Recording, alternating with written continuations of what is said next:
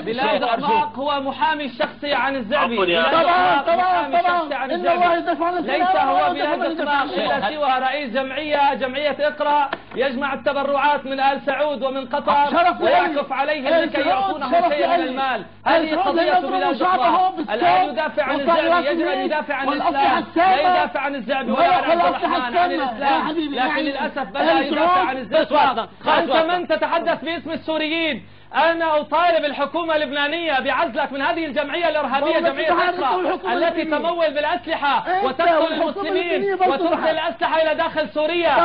أنا أطالب الحكومة اللبنانية بعزلك وسجنك لأنك أنت تخرج عن ولاة الأمر وتزرع فتنة بين المسيحيين والإسلاميين وبين الشيعة والسنة. الأولى للحكومة اللبنانية أن تعاقبك وأن تدع لك حد، لأن حديثك بعيد عن الواقع. يا بلال دقماق، أنت تتحدث عن سوريا ومن وكلك تتحدث عن سوريا. الأولى لك أن تتقي الله. إذا لم يكن هناك حكومة في لبنان تردعك سيردعك الله من فوق